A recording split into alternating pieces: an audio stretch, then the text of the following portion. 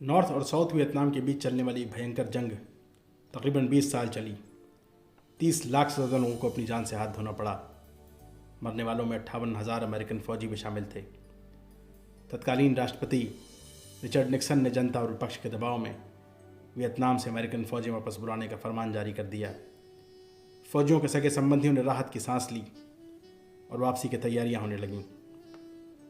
San Francisco के घर में फ़ोन की घंटी बजी। बूढ़े माता पिता खुशी से फूले नहीं समा रहे थे जब फ़ोन लाइन पर उनका 24 साल का फ़ौजी बेटा बोला, माँ मैं घर वापस आ रहा हूँ, मगर आने से पहले आप दोनों से आज्ञा लेना चाहता हूँ कि क्या मैं अपने एक फ़ौजी दोस्त को अपने साथ घर ला सकता हूँ। अरे बेटा, ये भी कोई पूछने वाली बात है? तुम्हारा दोस्त हमारे बेटे जैसा है, ज़रूर लेके आओ, हमको बहुत खुशी होगी तुम्हारे दोस्त से मिलकर। बेटे को थोड़ी हिम्मत आई। बोला, माँ युद्ध में बुरी तरह घायल हो गया है। उसका पैर एक बारूदी सुरंग पर पड़ गया था, जिसकी वजह से उसने अपना एक हाथ और एक पैर गंवा दिया है। उसके माता पिता का पहले ही देहांत हो चुका है और ऐसी हालत में वो किसी सगे संबंधी के यहाँ भी नहीं जाना चाहता, इसलिए मैं उसे अपने साथ रखना चाहता हूँ। अब फ़ोन लाइन पर दोनों तरफ खामोशी थी।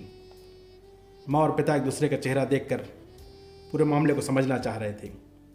थोड़ा रुक कर माँ बोली, बेटा तुम्हारे दोस्त के बारे में सुनकर हमें बहुत दुख हुआ। तुम आओ, हम उसके रहने के लिए कोई न कोई जगह तलाश कर लेंगे।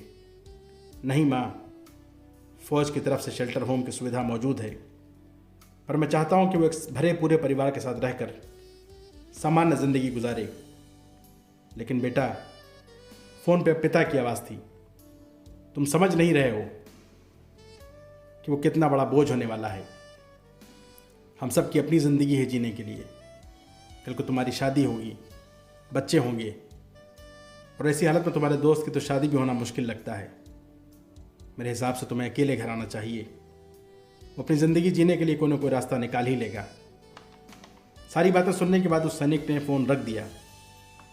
कुछ दिनों के बाद माता पिता को लोकल पुलिस से एक संदेश आया, जिसमें बताया गया था कि वियतनाम में उनके बेटे की एक बिल्डिंग से गिरकर मौत हो गई है। लोकल पुलिस को लगता है कि यह आत्महत्या का मामला है। दुखी माता पिता के लिए फ़ौजी फ्लाइट का प्रबंध किया गया और शहर की उस मॉर्चरी में ले जाया गया जहाँ उसका पार्थिव शरीर रखा हुआ था, ताकि वो अपने बेटे की पहचान कर लें। माता जी को बाहर ही रोक दिया गया। पिता की एक दर्द भरी चीख के साथ माता जी दौड़ती हुई अंदर पहुंची तो अपने आप को संभाल न सकीं जब उन्होंने देखा कि उनके बेटे के शरीर पर केवल एक हाथ और एक पैर है। भीषण युद्ध लड़ा हुआ एक वीर सैनिक एक सामाजिक जंग हार गया था। दोस्तों, इस कहानी में जो माता पिता हैं वो हमारे आसपास का स्वार्थी समाज है, जो जीवन में सबसे अधिक अहमियत अपनी सुख सुविधाओं को देता है। हमको वो लोग पसंद आते हैं जो हम जैसे हैं या हमसे बेहतर हैं। हम उन लोगों से बिल्कुल दूरी बनाकर रखने का प्रयास करते हैं जो किसी भी रूप में हमारे लिए अपमानजनक या असुविधाजनक स्थितियां पैदा कर सकते हैं। जबकि मानवता ये है कि जो जैसा है उसको उसी रूप में एक्सेप्ट कर लिया जाए। वीडियो पर बने रहने के लिए आप सबका बहुत बहुत धन्यवाद।